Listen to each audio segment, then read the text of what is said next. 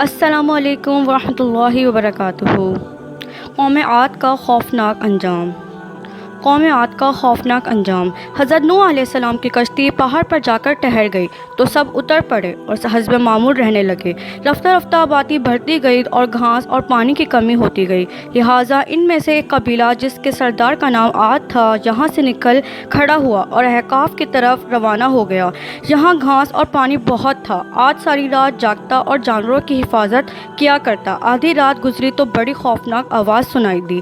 اس نے چاروں طرف چکر لگایا، کچھ نظر نہ آیا۔ صبح ہوئی تو پہاڑ پر چڑھا تاکہ آواز کا پتہ لگائے۔ اچانک اس کی نظر ایک سوراخ پر پڑی جہاں سے ہوا کے نکلنے سے یہ آواز پیدا ہو رہی تھی۔ اس نے اس پر پتھر رکھ دیا تو آواز بند ہو گئی۔ عاد مطمئن ہو کر نیچے اتر آیا۔ جب عاد مر گیا اور اس کی قوم یہاں عیش و عشرت سے رہنے لگی تو وہ خدا کو بھول گئے اور بتوں کی پوجا کرنے لگے اور ادھر سے جو قافلے گزرتے انہیں لوٹنے لگے۔ ان میں ایک شخص حضرت ہود علیہ السلام بڑا ہی نیک اور خدا کو ماننے والا تھا۔ وہ انہیں لوٹ مار سے روکتا مگر وہ باز نہ آتے۔ اللہ تعالیٰ نے حضرت ہود علیہ السلام کو اپنا رسول بنا کر اس قوم کی طرف بھیجا مگر وہ باز نہ آئے۔ حضرت ہود علیہ السلام ایک اونچے پہاڑ پر بیٹھ کر اللہ کی عبادت کیا کرتے تھے۔ انہوں نے دیکھا کہ ایک قافلہ آ رہا ہے۔ وہ ڈرے کہ قوم عاد انہیں لوٹ نہ لے۔ نیچے اترے اور قوم کو سمجھانے لگے مگر ان کا سردار جملہ نہ مانا۔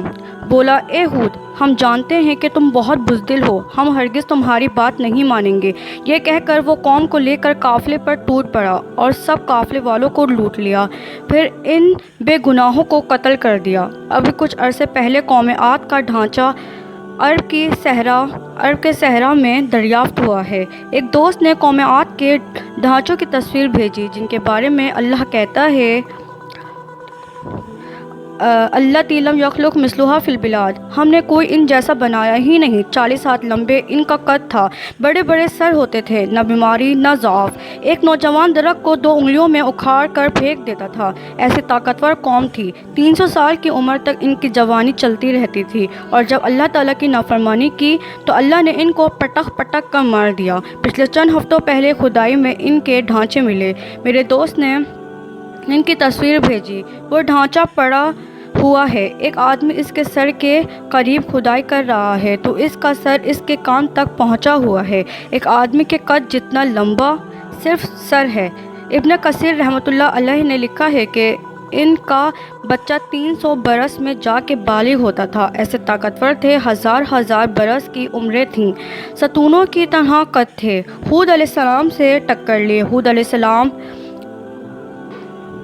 سے کی حالت میں قسم پرسی کی حالت میں تھے، ایک لا الہ الا اللہ ان کے پاس تھا۔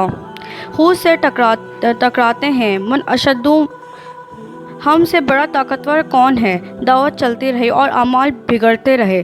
میرے بھائیوں، ایک بات اور بھی ذہن میں رہے، اللہ تعالیٰ اس وقت تک ڈھیل دیتا ہے جب تک کوئی دعوت دینے والا پیدا نہیں ہوتا۔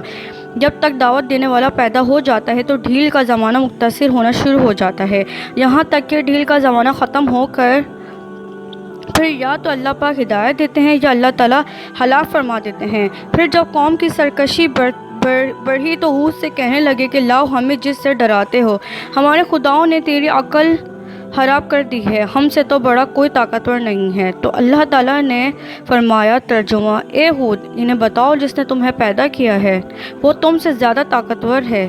تو جب اللہ تعالیٰ کی طرف سے وہ حجت پوری ہوئی اور وہ اپنے تکبر میں بڑھتے رہے، نافرمانی میں بڑھتے رہے تو اللہ تعالیٰ نے عذاب کا دروازہ کھولا۔ استغفر اللہ۔ قوم عاد پر عذاب کا واقعہ اگلی ویڈیو میں ہے۔ شکریہ۔ آپ کو میری ویڈیو اچھی لگی تو اس کو لازمی لائک کریں، شیئر کریں اور میرا چینل سبسکرائب کریں۔ شکریہ۔ السلام علیکم۔